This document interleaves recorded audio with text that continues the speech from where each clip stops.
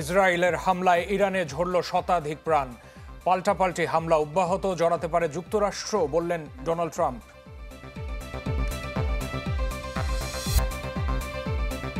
মধ্যপ্রাচ্যের চলমান সংঘাত আঞ্চলিক যুদ্ধের পূর্বাভাস, বলছেন বিশেষজ্ঞরা। লড়াই দীর্ঘ হওয়ার শঙ্কা। ইউনূস তারেক বৈঠককে সুসংবাদ বলছে উপদেষ্টা পরিষদ। ভোট যখনই হোক, প্রস্তুত নির্বাচন কমিশন।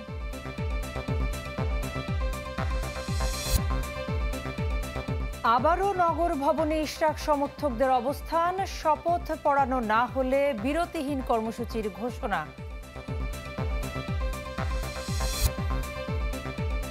4 লাখ কোটি টাকা ছাড়ালো ব্যাংক খাতের খেলাপি ঋণ।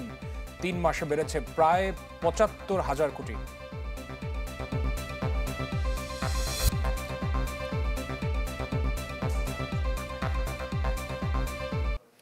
দর্শক, এবার পুরো খবর। হামলা পাল্টা হামলায় উত্তপ্ত ইরান ও ইসরায়েল। ইরানের ক্ষেপণাস্ত্র হামলায় ইসরায়েলে এক রাতে নিহত হয়েছেন 13 জন।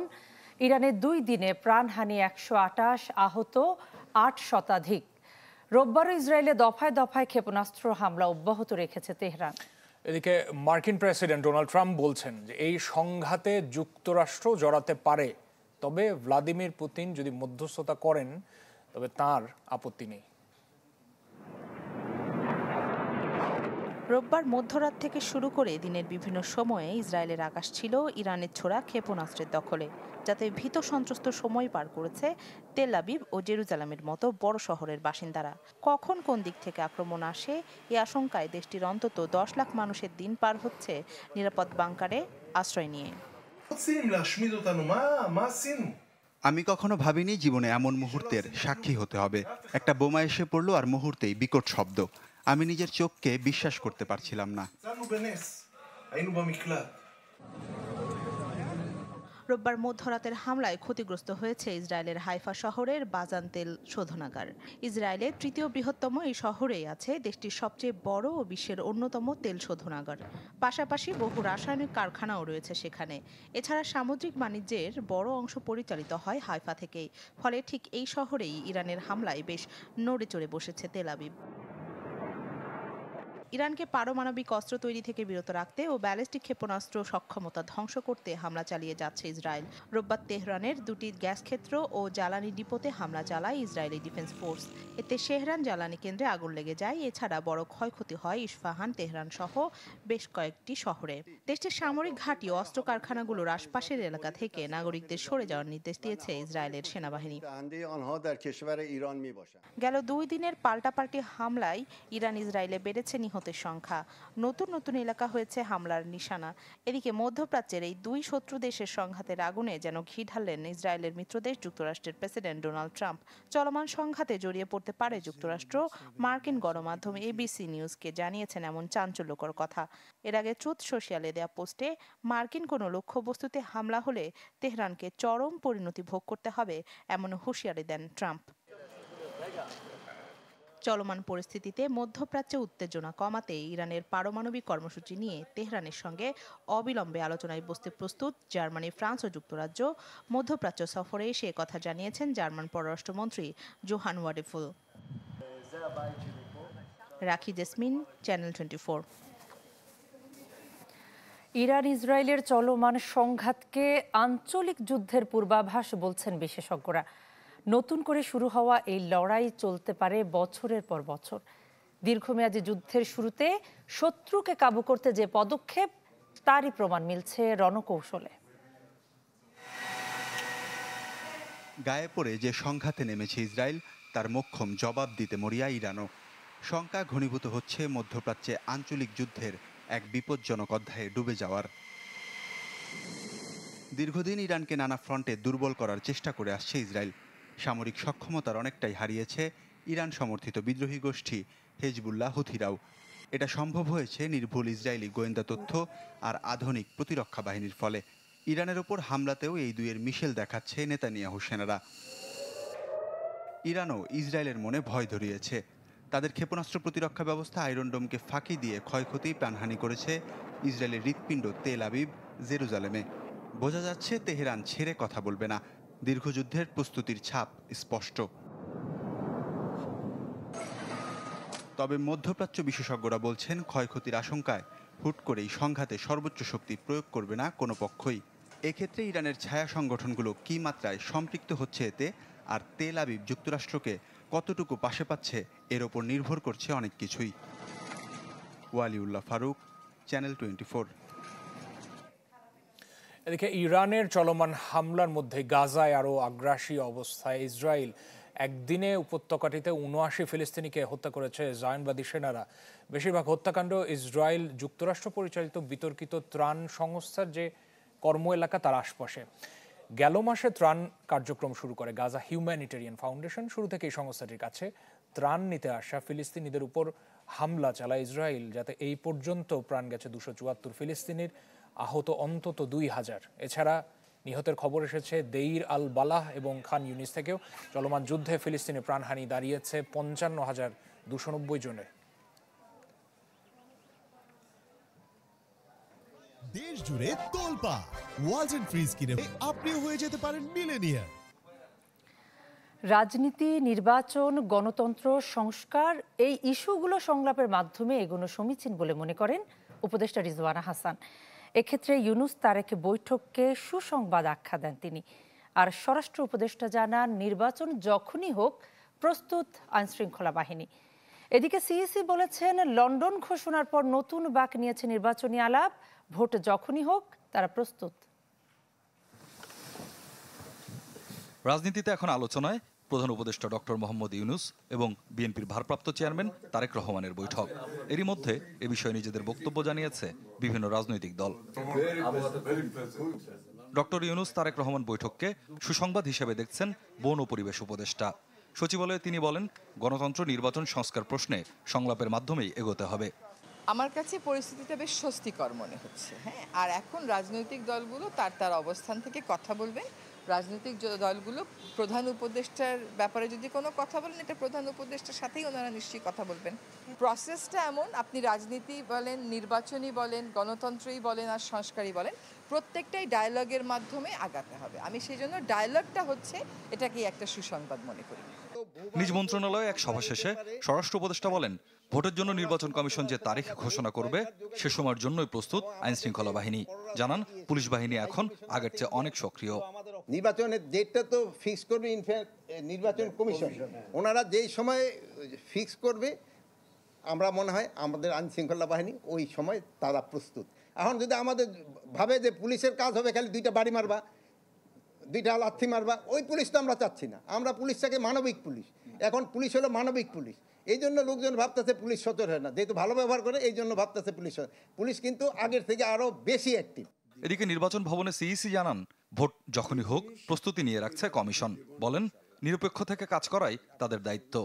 সরকারের থেকে যদি ধারণা পাই, আমরা সেই অনুযায়ী ইলেকশন ডেলিভার করার জন্য প্রস্তুত আছি এবং প্রস্তুতি নিচ্ছি। আমরা সবার জন্য লেভেল প্লেয়িং ফিল্ড তৈরি করে দেব। যারা যারা খেলতে চান তারা যাতে নির্বিঘ্নে খেলতে পারেন সেই ব্যবস্থাটা করে দেব। আমরা রেফারের কাজ করব। সিইসি জানান, সরকারের সাথে কথা হলে নির্বাচনের তারিখ শিডিউল নিয়ে চিন্তা করা যাবে। যেদিন তারিখ ঠিক হবে তার অন্তত অ্যারাউন্ড 2 মাস আগে আমরা শিডিউলটা ঘোষণা করি। এটা আমি না, শুধু ঐতিহাসিকভাবে তাই। স্বপ্নিল শাহরিয়ার শিশির, চ্যানেল 24, ঢাকা।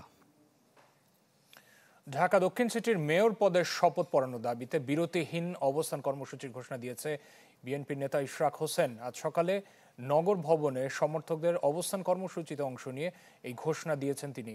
2 ঘন্টা অবস্থান শেষে দুপুরে নগর ভবন ছাড়েন ইশরাক হোসেন। ঈদের আগেও নগর ভবনে কর্মসূচি দিয়ে অচল করে রাখে ইশরাক হোসেনের সমর্থকরা। ছুটি শেষ, আবারও শুরু আন্দোলন। যোগ দেন মেয়র পদের দাবিদার ইশরাক হোসেন নিজেও। ঘোষণা দেন বিরতিহীন অবস্থান কর্মসূচির। অভিযোগ করেন, এর আগে মব তৈরি করে তার শপথ গ্রহণ বাধাগ্রস্ত করা হয়েছে। এ সময় নির্বাচন কমিশনকে প্রভাবিত করার অভিযোগও তোলেন ইশরাক।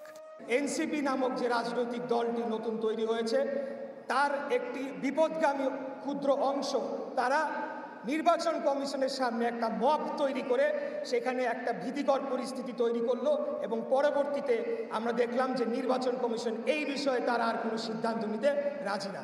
নতুন করে আন্দোলন বিরতিহীনভাবে আমরা অবস্থান কর্মসূচির ঘোষণা দিচ্ছি। নগর ভবনে আমরা জনগণকে নিয়ে অবস্থান করব। নগর ভবনের অচল অবস্থার জন্য স্থানীয় সরকার মন্ত্রণালয়ের উপদেষ্টা সচিব সহ কর্মকর্তাদের দায়ী করেন বিএনপির এই নেতা। নগরবাসীর দুর্ভোগ কমাতে দ্রুততম সময়ে শপথ পড়ানোর দাবি জানান তিনি। নগর ভবন যে একটা অচল অবস্থার মধ্যে চলে গিয়েছে সেটার জন্য দায়ী একমাত্র স্থানীয় সরকার, যে বর্তমান স্থানীয় সরকার মন্ত্রণালয়, তার উপদেষ্টা, তার সচিব এবং অন্যান্য কর্মকর্তারা যারা বাধা দিচ্ছে। তারা যে আজকে আমার শপথ গ্রহণ অনুষ্ঠানকে বাধাগ্রস্ত করার মাধ্যমে এই রায়ের কার্যকর করাকে যে ব্যাহত করছে, প্রকান্তরে তারা কিন্তু ওই অবৈধ তাপস এবং অবৈধ নির্বাচনকেই তারা বৈধতা দিচ্ছে। গেল কয়েক সপ্তাহ ধরে নগর ভবনে অবস্থান নিয়ে আন্দোলন করছে ইশরাকের কর্মী সমর্থকরা। বন্ধ দক্ষিণ সিটি কর্পোরেশনের নাগরিক সেবা কার্যক্রম। মাহবুবুর রহমান, চ্যানেল 24, ঢাকা। দেশের ব্যাংক খাতে খেলাপি ঋণ ছাড়িয়েছে 4 লাখ কোটি টাকা। বাংলাদেশ ব্যাংকের তথ্য বলছে, মার্চ শেষে দেশের 61টি ব্যাংকে মোট খেলাপি ঋণ বেড়ে দাঁড়ায় 4,20,000 কোটি টাকা। ডিসেম্বর থেকে মার্চ মাস পর্যন্ত এই 3 মাসে ব্যাংক খাতে খেলাপি ঋণ বেড়েছে 74,500 কোটি টাকা। মার্চ শেষে মোট বিতরণ করা ঋণের পরিমাণ প্রায় 17,42,000 কোটি, অর্থাৎ বিতরণ করা ঋণের 24.13% খেলাপি ঋণে পরিণত হয়েছে। মার্চ শেষে রাষ্ট্র মালিকানাধীন ব্যাংকে খেলাপি ঋণের হার প্রায় 46%, বেসরকারি ব্যাংকে 20.16%, আর বিশেষায়িত ব্যাংকগুলোতে এই হার 14.5%। আর এই সময়ে ব্যাংক খাতে প্রভিশন ঘাটতি বেড়ে 1,70,655 কোটি টাকা দাঁড়ায়। 3 মাসে বেড়েছে 64,500 কোটি। অন্য প্রসঙ্গ, ঈদের ছুটির শেষে কর্মচঞ্চল রাজধানী ঢাকা চিরচেনা রূপে ফিরছে তিলোত্তমা নগরী। টানা ছুটি শেষ করে সপ্তাহের প্রথম কর্মদিবসেও ঢাকায় ফিরছে কর্মজীবী মানুষ। সড়ক পরিবহন ও সেতু উপদেষ্টা জানালেন, যাত্রীদের ভোগান্তি কমাতে ব্যবস্থা নেওয়া হবে ফিটনেসবিহীন গাড়িগুলোর বিরুদ্ধে। প্রাণের টানে ঢাকা ছাড়া, পেটের টানে ফিরে আসা। ট্রেনের ভেতর তো বটেই, ছাদেও নেই তিল ধারণের ঠাঁই। সপ্তাহের প্রথম কর্মদিবসে ঢাকামুখী প্রায় সব ট্রেনের অবস্থা এমনই। ছুটি শেষে ঢাকা আসার পর কেউ কেউ বলছেন, জীবিকার প্রয়োজনে কাঠখোট্টায় শহরে ফিরলেও মন পড়ে আছে, থাকবে আপনজনের কাছে। আসতে ইচ্ছা করে না, তারপরেও আসা লাগে, কারো কার্যক্রম ক্ষেত্রে এটা আসার প্রয়োজন।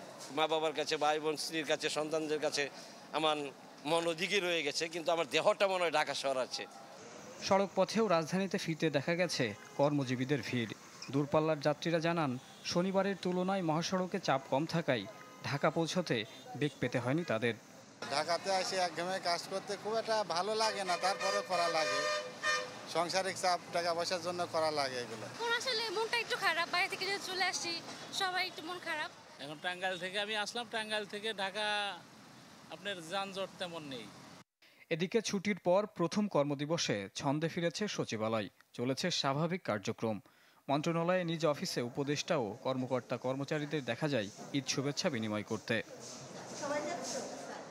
ব্রিফ করেন সড়ক পরিবহন উপদেষ্টা, জানান এবারের সড়ক পথে ঘরে ফেরাদের ভোগান্তির জন্য দায়ী ঈদের আগে কম ছুটি আর ফিটনেসবিহীন গাড়ি। বলি ঈদের আগে ছুটি ছিল মাত্র 2 দিন, এর ফলে থেকে 2 দিন প্রেশার, 2 দিনে একটা প্রেশার বিল্ড আপ হয়। আর হচ্ছে যে আমাদের এখানে ওই যে ফিটনেসবিহীন গাড়ি অনেক আছে, তো এগুলো অনেকগুলো বিকল হয়ে রাস্তা বন্ধ করে দেয়। আমি বলবো না যে একদম ওই যে রমজানের মতো নির্বিঘ্ন হয়েছে, বাট ওভারঅল এটা যে ঠিক ছিল।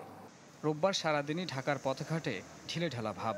চিরচেনা যানজট না ফেরায় রাজধানীতে কিছুটা হলেও ছিল ছুটির স্নিগ্ধতার রেশ। শফিকুল ইসলাম, চ্যানেল 24, ঢাকা। এদিকে টানা 10 দিনের ছুটি শেষে আবারও সরব ব্যাংক পাড়া। সকাল থেকেই সেবা নিতে ব্যাংকগুলোতে ভিড় দেখা গেছে গ্রাহকদের।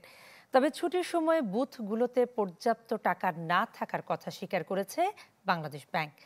এদিকে লন্ডন সফর শেষে সংবাদ সম্মেলনে গভর্নর জানান, পাচারের অর্থ উদ্ধারে বেশ কয়েকটি সংস্থার সাথে ফলপ্রসূ আলোচনা হয়েছে। 10 দিনের লম্বা ছুটি শেষে আবারও সরব হয়ে উঠেছে দেশের ব্যাংক ও আর্থিক প্রতিষ্ঠানগুলো। বেশিরভাগ গ্রাহকই এসেছেন জমা, উত্তোলন কিংবা অন্যান্য জরুরি সেবা নিতে। ঈদ করে তো একেবারে পকেট খালি, এই জন্য নগদ পয়সা উঠাইতে আসছি। 10 দিনের যে টাকাগুলি ছিল ওইগুলি তো সব খরচ করে দিচ্ছে, এখন টাকা নাই, এখন ব্যাংক থেকে টাকা উঠাই দিচ্ছে। তবে ছুটির এই 10 দিনে ভোগান্তি পোহাতে হয়েছে অনেককে। এটিএম বুথে পর্যাপ্ত নগদ টাকা রাখার নির্দেশ দেওয়া হলেও তা মানেনি বহু প্রতিষ্ঠান। এটিএম বুথের থেকে সব সময় টাকা তোলা যায়নি, অনেক সময় অনেকে টাকা তুলতে না পেরে হয়তো হতাশ হয়েছে। ব্যাংকে ভিড় নেই কিন্তু ব্যাংকে টাকাও নেই, আমরা 2-3টা ব্যাংক ঘুরে এখানে এসেছি। বিষয়টি স্বীকার করে বাংলাদেশ ব্যাংকের মুখপাত্র জানান, উত্তোলনের বাড়তি চাপেই এমন সমস্যা হয়েছে। এই এটিএম বুথ হলো একটা শিল্প কারখানার অ্যাডজেসেন্ট। অন্যান্য জায়গায় যেগুলো আছে তার চাইতে এটার প্রতি আমার বেশি নজর দিতে হবে। অন্য জায়গায় কম রিলোড করেও এটাতে লোড বাড়াতে হবে। এটা তো ব্যাংকের নর্মাল হিসাবের বিষয়। ইউনিফর্মলি যদি সব এটিএম বুথে সমপরিমাণ টাকা লোড করে, তার তো মাথায় থাকা উচিত কোন এটিএম বুথটা বেশি ব্যবহৃত হবে। এদিকে লন্ডন সফর শেষে সংবাদ সম্মেলন করেন গভর্নর।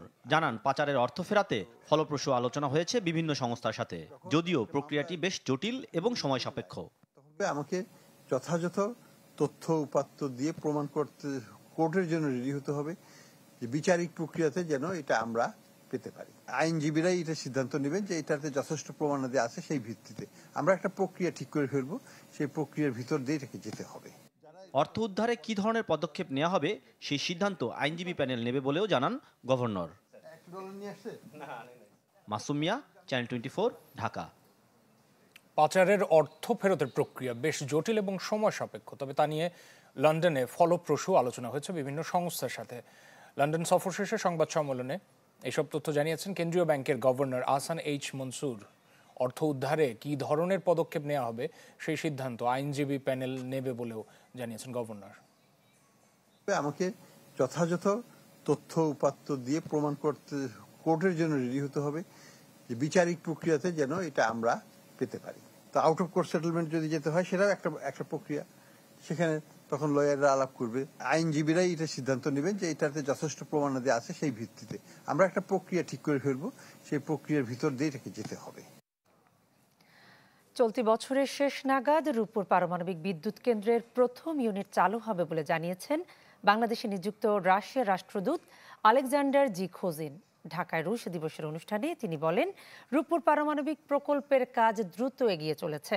প্রথম ইউনিট উদ্বোধনের সব প্রস্তুতিও রয়েছে শেষ পর্যায়ে।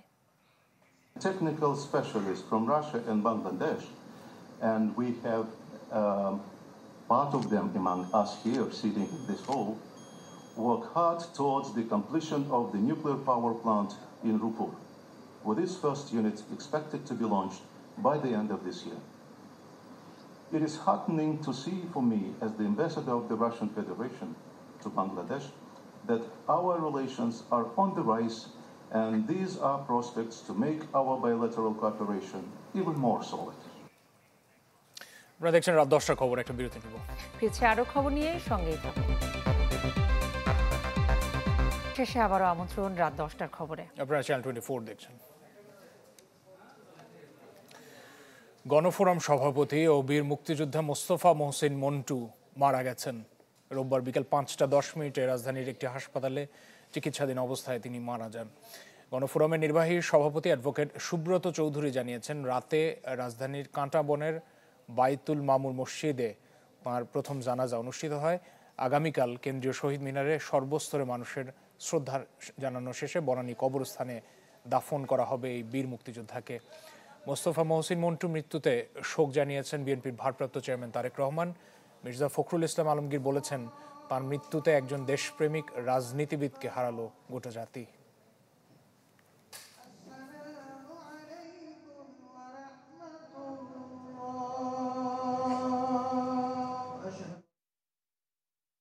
সত্তরের দশক জুড়ে তিনি স্বাধীনতা সংগ্রাম করেছেন, পরবর্তীকালে স্বাধীনতা যুদ্ধ করেছেন, প্রত্যক্ষভাবে যুদ্ধ করেছেন। সত্যিকার অর্থেই আমরা একজন বিশিষ্ট দেশপ্রেমিক রাজনৈতিক নেতাকে হারালাম। আমি ব্যক্তিগতভাবে হারিয়েছি আমার একজন অত্যন্ত সুহৃদকে, আমার ঘনিষ্ঠ বন্ধুকে। গাজীপুরের কালিয়াকৈর উপজেলা বিএনপির আহ্বায়ক কমিটি ঘিরে দুপক্ষের সংঘর্ষ হয়েছে, এতে আহত হন অন্তত 15 জন। সকালে কালিয়াকৈর উপজেলা বিএনপি কার্যালয়ের সামনে কমিটি প্রত্যাখ্যান করে বিক্ষোভ শুরু করে হেলাল পারভেজ সমর্থকরা। পরে তারা ঢাকা টাঙ্গাইল মহাসড়কে অবস্থান নেয়। এ সময় প্রতিপক্ষ ব্যারিস্টার ইশরাক এবং নুরুল ইসলাম শিকদার সমর্থকরা তাদের ধাওয়া দেয়, এতে বাধে সংঘর্ষ। এ সময় কয়েকটি ককটেলের বিস্ফোরণ হয়। খবর পেয়ে পুলিশ পরিস্থিতি নিয়ন্ত্রণে গেলে কিছুটা শান্ত হয় পরিবেশ। এদিকে বাগেরহাটের মোড়লগঞ্জে ইউনিয়ন বিএনপির সম্মেলন নিয়ে দুপক্ষের সংঘর্ষ হয়েছে, আহত হয়েছেন অন্তত 30 জন। জুলাই গণহত্যার প্রতীক রংপুরের বেগম রোকেয়া বিশ্ববিদ্যালয়ের ছাত্র আবু সাইদ হত্যা মামলার তদন্ত শেষ পর্যায়ে বলে ট্রাইব্যুনালকে জানিয়েছে প্রসিকিউশন। একই সাথে 2 সপ্তাহের মধ্যে এই প্রতিবেদন ট্রাইব্যুনালে দাখিল করা হবে বলেও জানানো হয়েছে। এ সময় বিচারপতি গোলাম মর্তুজা মজুমদারের নেতৃত্বাধীন ট্রাইব্যুনাল 14 জুলাই এই মামলার পরবর্তী শুনানির দিন ধার্য করেন। এর আগে এই মামলায় হাজির করা হয় এসআই আমির হোসেন সহ 4 জনকে। এদিকে গাজীপুরের কোনাবাড়ি থানার পাশে কলেজ ছাত্র হৃদয়কে গুলি করে হত্যা মামলার তদন্ত শেষ করতে 2 মাস সময় বেঁধে দেন ট্রাইব্যুনাল। অন্যদিকে যাত্রাবাড়ি এলাকায় একটি হত্যা এবং মানবতা বিরোধী অপরাধ মামলায় পুলিশের সহকারী কমিশনার তানজিল আহমেদ এবং সাবেক ওসি আবুল হাসানের বিরুদ্ধে 17 আগস্টের মধ্যে তদন্ত শেষ করার নির্দেশ দেন ট্রাইব্যুনাল। আপু এখন কিছু খাও এখন চরম ক্রেভিং চাই কিছু এক্সাইটিং মিস্টার নুডলস হয় কুকিং টেস্টটা হয় amazing Mister Noodles amazing taste Mister Noodles enjoy the best Mister Noodles amazing taste Mister Noodles Mister Noodles Mister Noodles. আষাঢ়ের প্রথম দিনে প্রতিবারের মতো এবারও উদীচীর আয়োজনে হলো বর্ষা উৎসব। এই আয়োজন মুখর হয়ে ওঠে গান, নৃত্য আর কবিতায়। বৃষ্টির মুখর আবহে সংস্কৃতির ছোঁয়া যেন ছিল এক প্রাণবন্ত আয়োজন।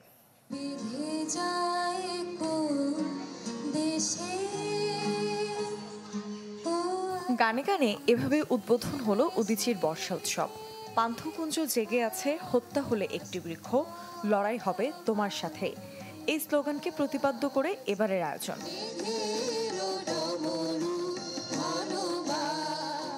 নাচ, বর্ষাকথন আর সুরের ঝংকারে মুখরিত হয় বাংলা একাডেমির নজরুল মঞ্চ।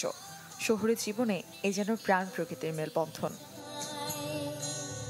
শহর কেন্দ্রিক যারা এসব প্রোগ্রামে না আসলে বুঝতেই পারি না যে আসলে বর্ষা একটা প্রোগ্রাম হচ্ছে বা বর্ষা কি। আমি যখন স্টুডেন্ট তখন থেকে আমি দেখে এসেছি উদীচী এই প্রোগ্রামটা করে আসে। সেক্ষেত্রে আমার সংগঠনের শিশুদের নিয়ে যখন আমি জয়েন করতে পেরেছি আসলেই ভালো লাগছে।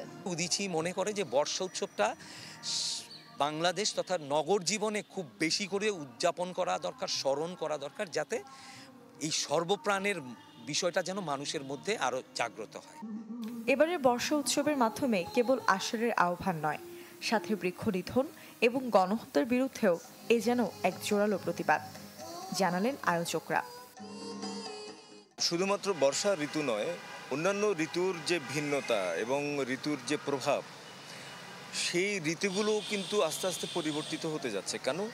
কারণ আমরা মাঠঘাট দখল করছি, আমরা নদী নালা দখল করছি, খালবিল দখল করছি, বন উজাড় করে দিচ্ছি। উৎসব শেষে শিল্পীদের হাতে স্মারক হিসেবে তুলে দেওয়া হয় গাছের চারা। সবুজের নিদারুণ অভাব। মুন্সি, চ্যানেল 24, ঢাকা। রাত 10টার খবরে নিচ্ছে আরো একটি বিরতি। সাথে থাকুন, আরো খবর নিয়ে ফিরছে।